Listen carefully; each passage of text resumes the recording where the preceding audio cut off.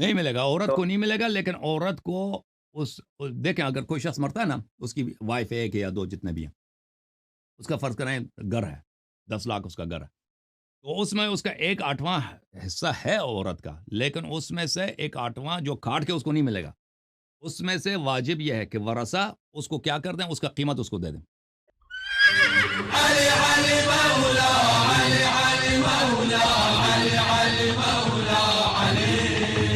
کہ جو باغ فتح کا ایشو ہے، میں جی اس کو بطور وکیل، چونکہ میرا پروفیشن ہے، میرے خیال میں یہ کوئی ہم، وراثت کا ایشو نہیں تھا، یہ ہم، ایک ہبہ کا ایشو تھا، ہم، کیونکہ وراثت ہوتی ہے آفٹر دا ڈیتھ آف جو بھی بندہ ہم، فوت ہوا ہے، اس کی ڈیتھ کے ہم، بعد اس کی صحیح، وراثت کھلتی ہے۔ ویئر ایز کہ باغ فدق تو حضور پاک صلی اللہ علیہ وسلم نے اپنی لائف میں ہبہ کر دیا تھا، اور یہ جی جی قبضے کا ایشو تھا، نہ کہ یہ کوئی وراثت کا ایشو تھا۔ جی سر، آپ کا اس حوالے سے؟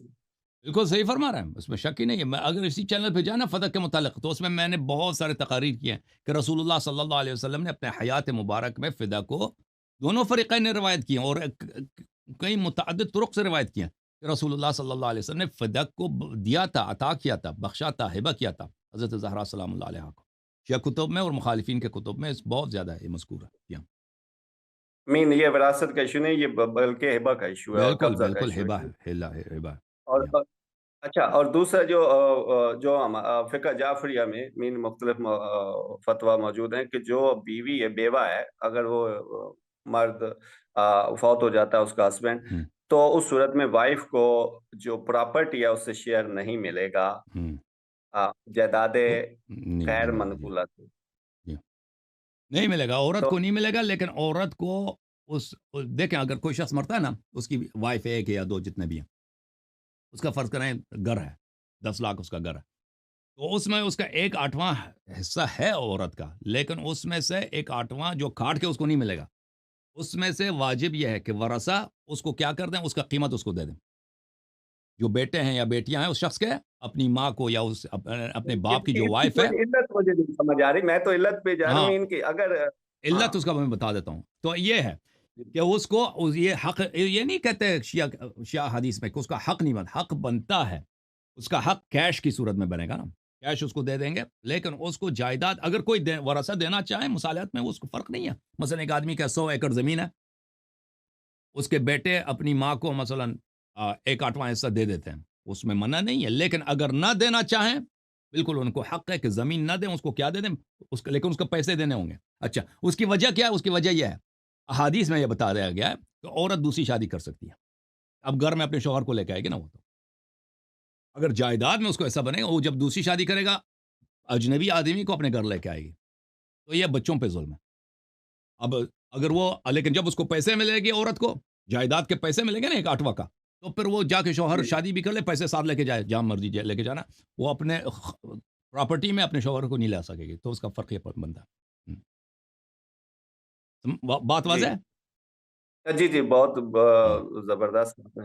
جی اچھا، لاسٹ میں چونکہ پچھلی دفعہ بھی آپ سے بحث ہوئی تھی ہوں، حلال سوری خلا کے حوالے سے خلا کے اور مسئلے جی ہاں، نکاح کے حوالے کی، جی، ہوں، تو آپ نے بولا تھا کہ میں تھوڑا اس پہ آپ کو ہوں، مزید اس پہ بات کروں گا، تو ہوں۔ اگر اس میں مزید تھوڑی رہنمائی کریں تو مجھے ابھی تک کہ کوئی ایسی خلا۔ بات نظر نہیں آئی کہ بھائی قاضی بھی جو ہے نا وہ خلا کرا سکتی ہے، کرا سکتا ہے، میں نے تو کہیں نہیں دیکھا۔ میں ہوں۔ ہاں، میں اس میں اصل میں جو خلا ایک جو ہے، خلا پرسپشن جو پائی ہے نا جاتی وہ خلا وہ عورت ہے اور مرد کو راضی کرنا ہوتا ہے، اس کے رضا کے بغیر خلا نہیں ہوتا، بس پیسے دے دیں، اس کو زیادہ پیسے دے دیں نا، پیسہ دے دیں، اکثر لوگ پیسے لے کے سب کچھ کر لیتے ہیں ٹھیک، طلاق دے دیں گے۔ ہے۔ ہاں ہاں تھینک یو۔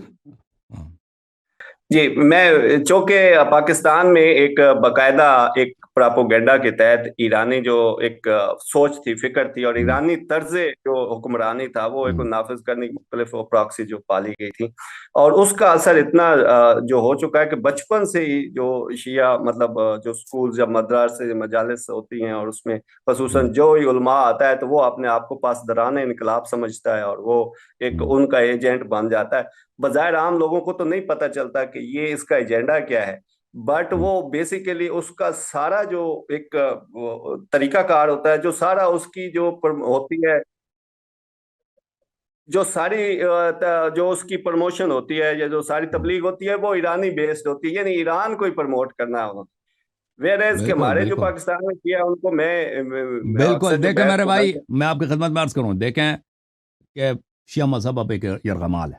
شیعہ مذہب ایک ٹول ہے ایرانی سیاست کو پروموٹ کرنے دنیا میں. آپ کے مجالس، آپ کے مدارس، آپ کے پروگرامز، یہ سب کے سب ایک ٹول ہے ایرانی حکومت کے سیاست کو. اور وہ سیاست بھی پرو شیعہ نہیں ہے، یہ بھی یاد رکھو. کاش وہ سیاست پرو شیعہ ہوتا. اگر یہ بھی ہوتا تو درد ہماری کم تھی نا.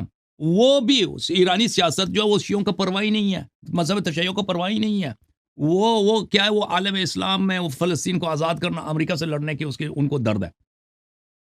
یعنی اگر آپ چاہتے، یہ میں نے جتنے اہل بیت علیہ السلام کا دفاع کیا، آپ سمجھتے ہیں اگر میں ایران میں ہوتا میں اس طرح پروگرام کر سکتا تھا؟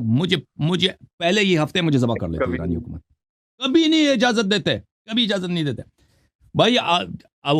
مذہب شیعہ، شیعہ علماء، شیعہ صاحب تھوڑا مرجعیت، کیمرہ شیعہ یہ جتنے کی طرف. انسٹیٹیوشنز ہیں، یہ سب کے سب خدمت میں ہیں. کس کے خدمت میں؟ ولایت فقیہ کے خدمت میں. اور خامنئی صاحب کے ذاتی اغراض کے متعلق ان کو جو ذاتی خواب ہے، وہی سید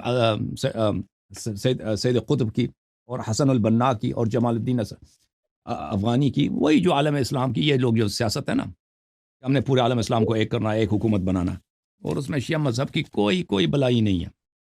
اور یہ جو ہے بنی امیہ اور بنی عباس کی حکومت کے احیاء کے ایک خواب ہے ان کے پاس. اس میں شیعہ قوم کو ذبح کیا جا رہا ہے، شیعہ قوم کو کے مفادات کو دبایا جا رہا ہے. اور شیعہ قوم کے ساتھ دیکھیں، پاکستان میں یہ دشمنی نہیں تھی. پاکستان میں جو دشمنی ہے شیعوں کے ساتھ، میرے عزیزو، اس کو بات کو یاد رکھو، یہ ایک آرگنائزڈ دشمنی، ایک فنڈڈ دشمنی ہے. یہ جو اتنے بڑے بڑے مدارس، اتنے بڑے پولیٹیکل پارٹیز، اتنے عسکری جماعت جن کا ہدف یہ ہے کہ ہم شیعوں کو قتل کریں، شیعہ کافر ہیں. آپ سمجھتے ہیں کہ یہ خود جوش ہیں؟ یہ 4 5 10 آدمی مل کر انہوں نے والنٹیئرلی اس طرح بنائے. بالکل یہ آپ کی ناسمجھی ہے. یہ انٹرنیشنلی فنڈڈ لوگ ہیں. یہ لوگ آپ کے خلاف جو پارٹیز، شیعوں کو تکفیری جماعتیں جن کا کام ہے شیعوں کو قتل کرنا. اب تو شاید میرے خیال میں شیعہ اتنے قتل ہو گئے کہ اب ان کو وہ سمجھ گئے ہیں کہ بھئی اب اتنے زیادہ قتل کرنے کی ضرورت نہیں ہے. ارلی 90s میں 2000s میں تو بہت قتل ہوتے تھے لوگ. تو یہ جو ہے نا، یہ بالکل اس کے پیچھے انٹرنیشنل جو ہے ایجنسیز ہیں، ان کو فنڈنگ آتا ہے، باہر سے آتا ہے. اور یہ بالکل ایک جنگ ہے پراکسیز کا. جیسے مثلا شام میں جنگ ہوتا ہے نا پراکسیز کا، یمن میں ہے یا لبنان میں ہے. پاکستان ایک میدان جنگ ہے بہت ہی سالوں سے. ایک طرف میں سے آپ کو شیعہ ایک ہیں. جی سر. انٹرسٹنگ فیکٹ بتاؤں کہ پاکستان کا جو لشکر جنگوی کا جو مین ہیڈ کوارٹر ہے وہ بلوچستان ہے، مینگل گروپ ہے. اور وہ مینگل گروپ، اس کی جو قبائل ہیں وہ ایرانی حصے سے آتے ہیں. اور ایک اچھا. طالبان کمانڈر ایران کے اندر جو امریکی ڈرون حملے میں طالبان کمانڈر وہاں پہ مارا گیا. تو مین یہ تو پاکستانی جو خصوصاً جو ایک سیکٹیرین وار ہے اور جس میں شیعہ ٹارگیٹ ہوتے ہیں، وہ سمجھتے ہیں کہ شاید ہم ایرانی شیلٹر نیچے محفوظ ہے. میں سمجھتا ہوں کہ وہ ان کو زیادہ پرابلم ہے کہ اگر وہ ایران ان کو، بلکہ ایران میرا خیال ہے کہ فنڈ کرتا ہے دونوں سائڈ پہ. آئی تھنک کہ پاکستان میں خصوصاً پاکستان میں جو سچویشن. ایران کو کوئی پرابلم نہیں ہے وہابیوں کو فنڈ کرنے میں. ایران کو کوئی پرابلم نہیں ہے. یہ بھائی شیعہ حضرات سمجھتے ہیں کہ ایران کے صرف تعلقات شیعہ گروپس کے ساتھ ہیں. ایران کے تعلقات ہر وہ گروپس کے ساتھ ہیں جو ان کے اہداف کو آگے بڑھائے، ان کی بات کو مان لے. اور یہ القاعدہ وغیرہ، القاعدہ کے اتنے لیڈر ایران میں رہتے ہیں، اور طالبان کے اتنے لیڈر ایران میں، اور طالبان کے بہت اچھے تعلقات ہیں ایران کے ساتھ. اور ایران کے ساتھ بالکل ان کا ایک شورا، ان کے کتنے طالبان کے 2 مشہور شورا تھے نا، ایک شورائے کوئٹہ، ایک شورا مشہد میں تھا. مشہد میں ان کا ہیڈ کوارٹر تھا. بالکل مشہد میں ان کا ہیڈ کوارٹر تھا. اور طالبان بالکل ایران نے سپورٹ دیا. ایران نے بہت حمایت کی طالبان، اب بھی بہت حمایت کرتے ہیں. اللہ وہی طالبان جو شیعوں کو کافر سمجھتے ہیں، ایران نے ان کی سپورٹ. میں نے ایک آرٹیکل پڑھا تھا، ایک کتاب تھا میرے پاس. القاعدہ کے ایک لیڈر نے وہ کتاب لکھا تھا، اس کے میموارز تھے، یعنی اس کے سوانح حیات تھے. وہ پہلے وہ پاکستان میں تھے، افغانستان چلے گئے. پاکستان وہ سن 2001 میں جب طالبان کی حکومت گری تھی، وہ واپس پاکستان آ گئے تھے، پھر ہوارہ ہو کے ایران چلے گئے تھے. تو ایران میں اس نے اپنے میموارز لکھے تھے عربی زبان میں. تو اس کے میموارز میں یہ تھے، ہاں اس کے سوانح آیات میں وہ کہتا ہے کہ وہ دوسرے القاعدہ کے افراد کے کہتے ہیں کہ لوگ وہ یہ مجھ سے پوچھتے ہوں گے کہ ہم ایران میں کیا کر رہے ہیں، ہم ایران میں کیا، ہم تو ایران تو شیعہ ہے، ہم تو شیعہ کو کافر سمجھتے ہیں، ہاں ٹھیک ہے بالکل. ہاں ہم ایران میں کیا کر رہے ہیں، ایران ہاں کیسے ہمیں پناہ دی ہے. تو اس نے خود ایک کہا تھا کہ یہ بہت ہی سادہ سمجھی ہے کہ لوگ سمجھتے ہیں کہ ایران کو تشیع کی پرواہ ہے یا شیعوں کی پرواہ ہے. وہ کہتا ہے کہ ایران اپنے مفادات کو دیکھ رہا ہے کہ اس کے کام کون آئے گا. وہ اس کے خود ہی الفاظ ہے کہ اگر آج محمد، وہ کہہ رہا ہے کہ ابن تیمیہ زندہ ہو جائیں یا محمد ابن الوہاب، اب مجھے بھول گیا ہوں ان میں سے دو کا ذکر کر رہا ہے، محمد ابن عبد الوہاب یا ابن تیمیہ، جو اس سے بڑا تکفیری تو گزرا نہیں تاریخ میں، یہ بھی آ جائے نا اور ایران کو پتہ چل جائے کہ اس کے ساتھ دوستی میں یہ ہمارے کام کا آدمی ہے، ایران اس کو گلے لگائے، اس کو سپورٹ بھی دے گا، اس کو پناہ بھی دے گا، اس اسلحہ بھی دے گا، اس کو سب کچھ دے گا.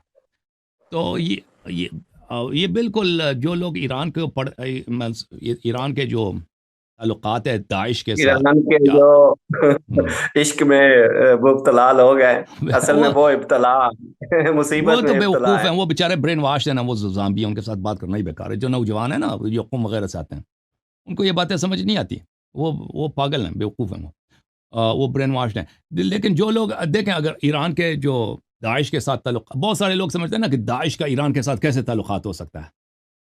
وہ داعش کو ایرانیوں نے بنایا ہے، داعش کو خامنئی صاحب، قاسم سلیمانی صاحب نے بنایا. یہ اس کی بہت لمبی کہانی ہے. عراق میں جو شیعہ، دیکھیں سنہ 2004 کے بعد، 2005 کے بعد شیعہ ذبح ہو گئے عراق میں.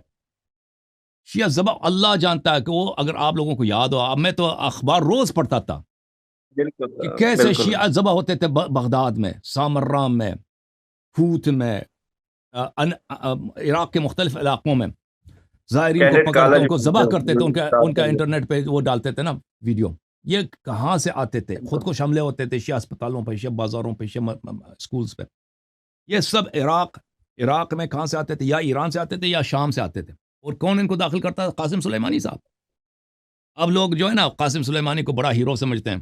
قاسم سلیمانی وہ شخص تھا جس نے بہت ساری ہزاروں کی تعداد میں شیعوں کو قتل کرایا، ذبح کرایا. کس کے ہاتھ؟ داعش کے ساتھ مل کر. اس زمانے میں داعش نہیں تھا، القاعدہ فی العراق تھا، بعد میں وہی داعش بن گیا. اللہ آپ کو جزائے خیر دے. بہرحال اللہ آپ اچھا کو لاسٹلی جی سر، جی سر. مروان بن حکم کے حوالے سے حضور پاک صلی اللہ علیہ وسلم کا جو حکم تھا وہ بڑا واضح تھا، آپ نے بھی اس کے بارے میں ذکر کیا. لیکن ایک پھر نہج البلاغہ میں ایک میں تحریر پڑھ رہا تھا جس میں حضرت امام حسن علیہ السلام نے جب ان کو گرفتار کر کے لایا گیا جنگ صفین میں، آئی تھنک، تو ان کی رہائی کا حضرت امام حسن اور امام حسین علیہ السلام نے ان کی سفارش کی تھی.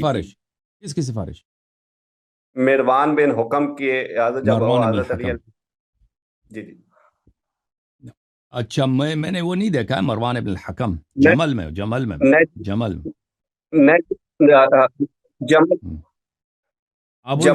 اب میرے ذہن میں وہ نہیں ہے. مروان ابن الحکم وہ عائشہ کے بالکل ساتھ تھا. اب بعض لوگوں کو ہاں وہ قتل نہیں ہوا ہے، تو اس کی وجہ کیا ہے؟ دیکھیں وہ نہج البلاغہ میں بہت شریف رضی بہت ساری باتیں نقل کرتا ہے، وہ مخالفین کے کتب سے. وہ سب شیعہ حدیث نہیں ہے، اس میں کچھ شیعہ ہیں کچھ غیر شیعہ ہیں، ٹھیک ہے نا. تو سب جو کچھ آپ نہج البلاغہ میں دیکھیں وہ شیعہ کاتے میں نہ ڈالیں کہ یہ شیعہ سورس ہے. نہج البلاغہ میں بہت ساری باتیں شریف رضی نے مخالفین کے کتب سے نقل کی ہے. اوکے، تو اب وہ مروان کے متعلق جو آپ نے پوچھا نا، میں اس کو دیکھ لوں گا کہ اس کا کیا ہے. جی انہوں نے حضرت امام حسن، امام حسین علیہ السلام نے، حضرت امام حسن علیہ السلام نے ان کی سفارش کی تھی کہ ان کو رہا کر دیا جائے. میں تو دیکھ لوں گا پھر حضرت علی، چلیں تھینک یو سو مچ، بہت اللہ آپ شکریہ کو جی. سلامتی دے. خوش رہیں، آباد رہیں. آپ آباد رہیں، آپ سلامت رہیں. Thank you sir.